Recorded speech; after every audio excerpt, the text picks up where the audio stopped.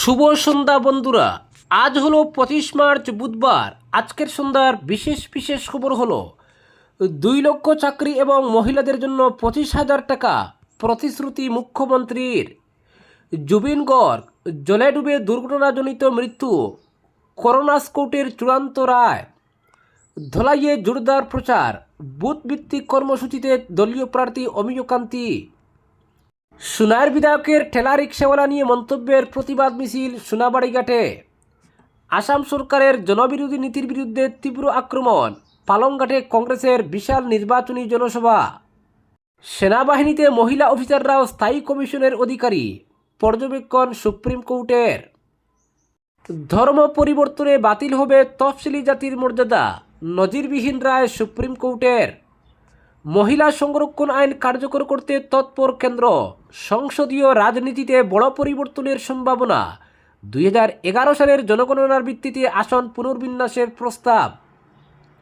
রাঙ্গির খালের গার্ডওয়াল নির্মাণ কাজ নিয়ে গোনাচ্ছে আশঙ্কার কালো মেঘ, বকেয়া না পেয়ে কাজে অনীহা ঠিকাদারের, উদ্বিগ্ন March for science unified forum. Online নিরাপত্তা বাড়াতে কঠোর নিয়ম আনার সুপারিশ সংসদীয় কমিটির। সোশ্যাল মিডিয়ায় আসছে বড় বদল। 1 এপ্রিল থেকে বরাকে চা শ্রমিকদের মজুরি বেড়ে হচ্ছে 258 টাকা। সব বাগানে সরকারি নির্দেশ কার্যকর করার দাবি শ্রমিক ইউনিয়নের। এবং সর্বশেষ খবরটি হলো কাছাড়ে পুনরায় চালু হলো 24 ঘন্টার নির্বাচন পর্যবেক্ষণ ও নিয়ন্ত্রণ কক্ষ।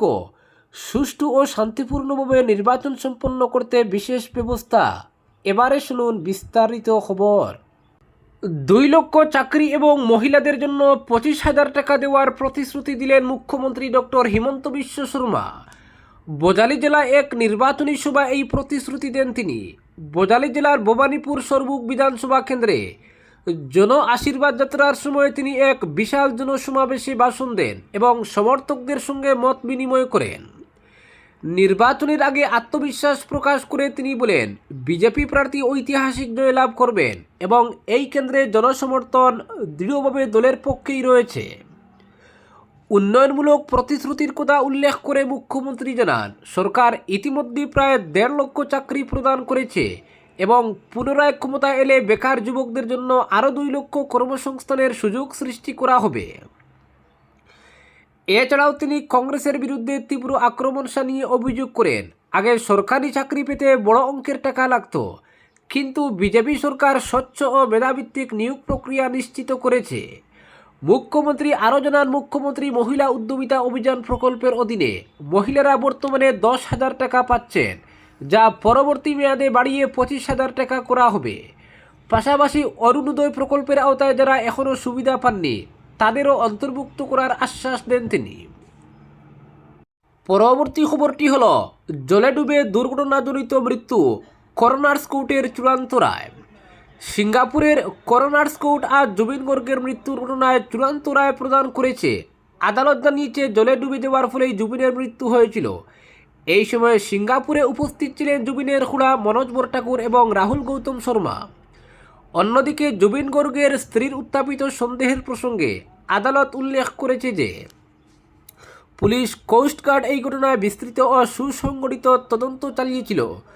তদন্তে স্পষ্ট হয়েছে যে কোনো ব্যক্তি তাকে জলে ঠেলে দেয়নি, জোর করেনি বা বাধ্য করেনি। এছাড়া উদ্ধার কাজে নিয়োজিত কেউ ইচ্ছাকৃতভাবে তার মুখে জলের নিচে চেপে ধরেছিল, এমন কোনো প্রমাণও পাওয়া যায়নি বলে আদালত জানিয়েছে। প্রতিবেদন অনুযায়ী ঘটনার সময় জুবিন গর্গ মদ্যপ অবস্থায় ছিলেন, যার ফলে তার সিদ্ধান্ত গ্রহণের ক্ষমতা কমে গিয়েছিল। প্রথমবার সাঁতার কাটার সময় তিনি নিজের লাইফ জ্যাকেট খুলে ফেলেন এবং দ্বিতীয়বার জলে নামার সময় ক্যাপ্টেন ও অন্যান্য যাত্রীরা লাইফ জ্যাকেট পরার অনুরোধ করলেও তিনি তা উপেক্ষা করেন। শেষ পর্যন্ত এই ঘটনাটি একটি মর্মান্তিক দুর্ঘটনায় পরিণত হয় বলে আদালত মন্তব্য করেছে। পরবর্তী খবরটি হল বিধায়কের ঠেলা রিক্সাওয়ালা নিয়ে মন্তব্যের প্রতিবাদ মিছিল সোনাবাড়িঘাটে। ভোটের মুখে বিতর্কেও পিছু ছাড়ছে না সোনার বিধায়ক করিমউদ্দিন বড়ভূঁইয়ার। মনোনয়নপত্র জমা দেওয়ার দিন সাংবাদিকদের প্রশ্নের জবাবে বিতর্কিত মন্তব্য করে ফের প্রতিবাদের মুখে পড়তে হলো বিধায়কের। তিনি বলেছিলেন, কংগ্রেস প্রার্থী ঠেলা রিক্সাওয়ালার জন্য শক্তিশালী। এমন মন্তব্য করার পর সামাজিক মাধ্যমে ভিডিও ক্লিপটি ভাইরাল হয়ে পড়ে প্রতিবাদের ঝড় উঠে মঙ্গলবার রাতে দলেহরি থেকে সোনাবাড়িঘাট পর্যন্ত অটো ও ঠেলা চালকরা বাহন নিয়ে এক প্রতিবাদী মিছিল বের করেন। মিছিলে তীব্র ভাষায় বিধায়কের মন্তব্যের নিন্দা জানান প্রতিবাদকারীরা জানান তারা পরিশ্রম করে জীবিকা নির্বাহ করেন, তাই এমন মন্তব্য অসম্মানজনক। তারা অবিলম্বে প্রকাশ্যে ক্ষমা চাওয়ার দাবি জানিয়ে হুঁশিয়ারি দেন, তা না হলে বৃহত্তর আন্দোলনে নামবেন এবং ভোটের মাধ্যমে জবাব দেবেন। পরবর্তী খবরটি হলো, দলাইয়ে জোরদার প্রচার, বুথভিত্তিক কর্মসূচিতে অমিয় কান্তি। আসন্ন বিধানসভা নির্বাচনকে সামনে রেখে দলাই সমষ্টিতে জোরদার প্রচার চালাচ্ছেন বিজেপি প্রার্থী অমিয় কান্তি দাস। আজ বড়জালেঙ্গা মণ্ডলের বিভিন্ন বুথে একাধিক ছোট বড় জনসভা করে তিনি সাধারণ মানুষের সঙ্গে সরাসরি যোগাযোগ স্থাপন করেন এবং তাদের সমস্যার কথা শুনেন। আজ পশ্চিম নোয়াগাঁও, সিঙ্গারিপাড়া, নিউ বাগবাহার, কুকুরখাউড়ি, প্রতাপপুর, সিরাতিকুনা, মুড়াবস্তি ও নোয়াগাঁও সহ একাধিক এলাকায় পৌঁছে তিনি প্রচার কর্মসূচি সম্পন্ন করেন। প্রতিটি স্থানে স্থানীয় কর্মী সমর্থকদের সঙ্গে মত বিনিময় করে সংগঠনকে আরও শক্তিশালী করার আহ্বান জানান। রাজনৈতিক মহলের মতে এই বুথভিত্তিক নিবিড় প্রচার অত্যন্ত তাৎপর্যপূর্ণ এবং নির্বাচনে গুরুত্বপূর্ণ প্রভাব ফেলতে পারে। রাজ্যের মুখ্যমন্ত্রী হিমন্ত বিশ্ব শর্মার নেতৃত্বে সরকারের বিভিন্ন উন্নয়নমূলক প্রকল্প, অরুণোদয়, স্বনির্ভর নারী, অমৃত বৃক্ষ আন্দোলন, যুবকদের কর্মসংস্থান বৃদ্ধি, ছাত্রছাত্রীদের সহায়তা এবং অবকাঠামো উন্নয়নের কথা তুলে ধরে দাস বলেন, দলাই কেন্দ্রের সার্বিক উন্নয়নই আমার প্রধান লক্ষ্য। সরকারের প্রকল্পগুলি প্রতিটি ঘরে পৌঁছে দেওয়াই আমাদের অঙ্গীকার। আপনাদের আশীর্বাদই আমাদের শক্তি। পরবর্তী খবরটি হলো, ধর্ম পরিবর্তনে বাতিল হবে তফসিলি জাতির মর্যাদা, নজিরবিহীন রায় সুপ্রিম কোর্টের। ধর্ম পরিবর্তন করলে তফসিলি জাতির মর্যাদা আর বহাল থাকবে না। এক মামলার শুনানিতে সুপ্রিম কোর্টের বেঞ্চ বিচারপতি পি.কে. মিশ্র ও এন.বি. আঞ্জারিয়া এমনই মন্তব্য করেছেন। আদালত স্পষ্ট জানিয়েছে, হিন্দু, শিখ ও বৌদ্ধ ধর্মাবলম্বীরাই কেবল তফসিলি জাতি হিসেবে স্বীকৃতি পাবেন। অন্য ধর্ম গ্রহণ করলে সেই মর্যাদা স্বয়ংক্রিয়ভাবে বাতিল হয়ে যাবে। মামলার আবেদনকারী আনন্দ নামের এক খ্রিস্টান ধর্মপ্রচারক অভিযোগ করেছিলেন, ধর্মান্তরিত হওয়ার পর থেকে তিনি নানা নিগ্রহের শিকার হচ্ছেন। তার দাবি ছিল তফসিলি জাতি উপজাতির মতোই তাকেও নির্যাতিত হতে হচ্ছে, তাই তিনি তফসিলি জাতি উপজাতি আইনে মামলা করেন। কিন্তু আদালত জানিয়ে দেয়, যেহেতু তিনি খ্রিস্ট ধর্মে ধর্মান্তরিত হয়েছেন, তাই এই আইনের আওতায় তিনি সুরক্ষা চাইতে পারবেন না। সুপ্রিম কোর্টের পর্যবেক্ষণ, হিন্দু, শিখ বা বৌদ্ধ ধর্ম ছাড়া অন্য কোনো ধর্মে ধর্মান্তরিত হলে তফসিলি জাতির মর্যাদা বজায় থাকে না। আবেদনকারীর প্রসঙ্গে আদালত জানায়, আনন্দ খ্রিস্টান ধর্ম থেকে ফের নিজের আগের ধর্মে ফিরে আসেননি এবং মেদিকা সম্প্রদায়ের অন্তর্ভুক্ত হননি। তিনি একজন ধর্ম প্রচারক যিনি রবিবারের প্রার্থনা পরিচালনা করেন, অর্থাৎ ঘটনার সময় তিনি স্পষ্টতই একজন খ্রিস্টান ছিলেন। বিশেষজ্ঞদের মধ্যে এই রায় শুধু একটি মামলার নিষ্পত্তি নয়, বরং সংরক্ষণ নীতি, ধর্মীয় পরিচয় ও সাংবিধানিক কাঠামো নিয়ে বৃহত্তর বিতর্কের পথ খুলে দিল। অনেকের মধ্যে ধর্মান্তরিত হলেও সামাজিক বৈষম্য থেকে যায়, তাই সংরক্ষণ সুবিধা হারানো কতটা ন্যায্য, এই প্রশ্ন এখন আরও তীব্র হয়ে উঠবে।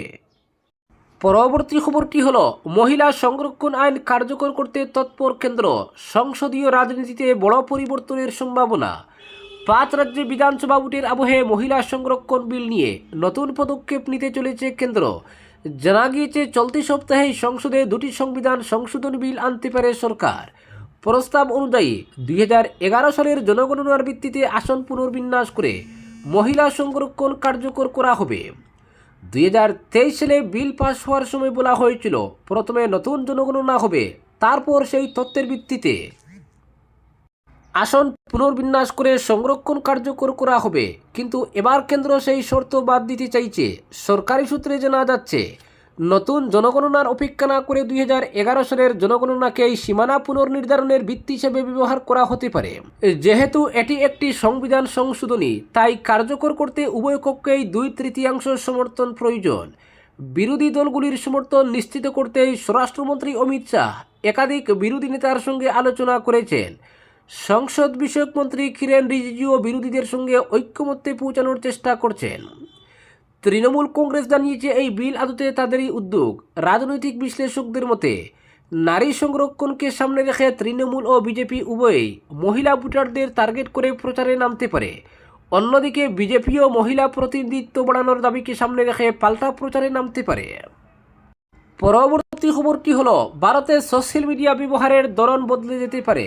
সংসদের মহিলা কমিটির সদ্য প্রকাশিত রিপোর্টে অনলাইন নিরাপত্তা বাড়াতে কঠোর নিয়ম আনার সুপারিশ করা হয়েছে। তাদের মতে ভুয়ো প্রোফাইল, পরিচয় চুরি, সাইবার স্টকিং ও ব্যক্তিগত কন্টেন্ট ছড়িয়ে দেওয়ার মতো অপরাধ উদ্বেগজনক হারে বাড়ছে। তাই ফেসবুক, ইনস্টাগ্রাম, ডেটিং ও গেমিং অ্যাপগুলিতে বাধ্যতামূলক কেওয়াইসি যাচাই এবং বয়স যাচাইয়ের নিয়ম চালু করা জরুরি। কমিটির রিপোর্টে বলা হয়েছে, সব অ্যাকাউন্টকে বাস্তব পরিচয়ের সঙ্গে যুক্ত করতে হবে। শুধু একবার নয়, নিয়মিত রিভেরিফিকেশনও প্রয়োজন। বারবার রিপোর্ট হওয়া অ্যাকাউন্টগুলিকে চিহ্নিত করে কঠোর ব্যবস্থা নেওয়ার প্রস্তাবও রাখা হয়েছে। অপরাধীদের বারবার নতুন প্রোফাইল খুলে অপরাধ চালিয়ে যাওয়ার প্রবণতা বন্ধ করাই এর মূল লক্ষ্য। তবে এই প্রস্তাব নিয়ে উদ্বেগও রয়েছে।